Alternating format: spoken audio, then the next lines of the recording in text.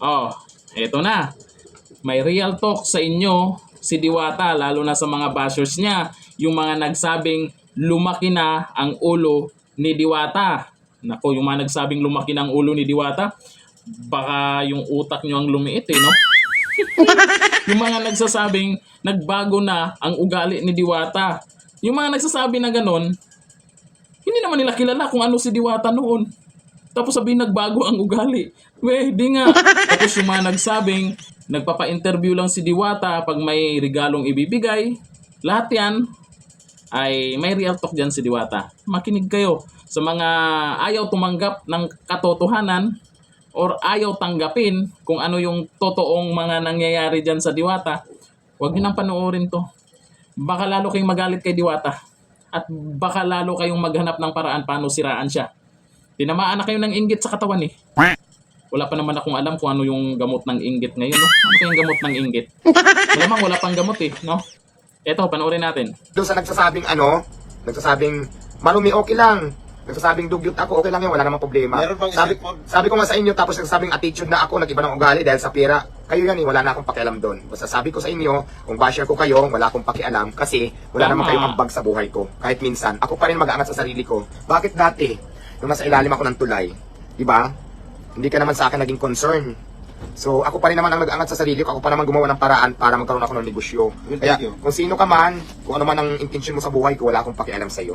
Di ba? Basta ako sinasabi ko lang, wag mo na akong gawa ng istorya, wag mo na akong i-content kung gusto mo, kung galit ka sa akin, di ba? Mag-scroll ka, kung ayaw mo sa akin, wag kang pumunta. Ganun lang naman yun kasi. O, ayan ha, malinaw. Ito, ha, dagdag natin para sa real talk ni Diwata.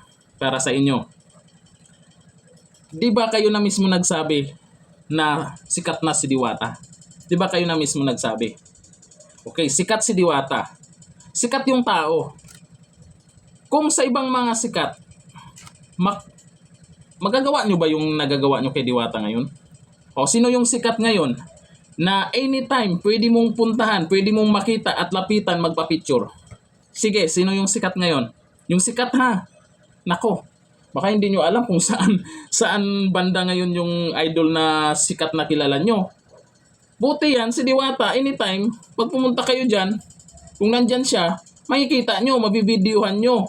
Pero kung lalapit kayo para magpipicture ka agad tapos maabala siya sa trabaho niya, mukhang hindi na pwede yon, di ba? Kasi naman, mapapabayaan yung ano niya, negosyo niya. Kasi kung papayagan niya yung picture-picture na yan na walang time management, pagsak yung negosyo niya, mapapabayaan. Kaya nga lagi niyang sinasabi, may schedule. Nakakaintindi ba kayo? Ha? At kayo mismo, alam niyo, sikat na si Diwata. Oh. Sige, kumpara niyo nga yan sa ibang mga sikat. Sige nga, sino yung sikat ngayon na kahit anong oras puntahan niyo para magpa-selfie kayo, okay lang. Oh, sige nga, meron ba? Wala, di ba? Kaya, aminin na natin, pag sikat yung tao, busy yan. At may karapatan yan para sa sarili niya na magkaroon din naman ng privacy. Tao din yan. Eh, karamihan dito, yung mga vlogger din na ng babash eh. Kasi hindi lang napagbigyan for the views. No choice sila. Kung hindi, mambash na lang para for the views din. Di ba? Yung gagawa-gawa ng kwento. Gagawa-gawa ng kwento para wala kwenta. No. Ano na? Nagsiselos doon sa ibang mga vlogger na nakakalapit. Eh, yung mga yan, may mga kilala kami dyan, eh matagal na yan dyan. Dyan na nga yata natutulog para abangan lang si Diwata sa kung kailan may time si Diwata. Baka dyan na natutulog yung iba. Tapos kayo, kakarating nyo lang dyan, gusto kayo na kaagad yung i-entertain. Baka naman kayo yung sikat, hindi si Diwata. Baka kayo yung sikat na kailangan nyo, kayo yung uunahin. Tapos pag hindi kayo napansin ni Diwata, galit na kaagad. Sabihin, malaki ang ulo ni Diwata. Eh ikaw, maliit utak mo. Hindi ka nakakaintindi, no? Hanggang dito lang, thank you. Bye.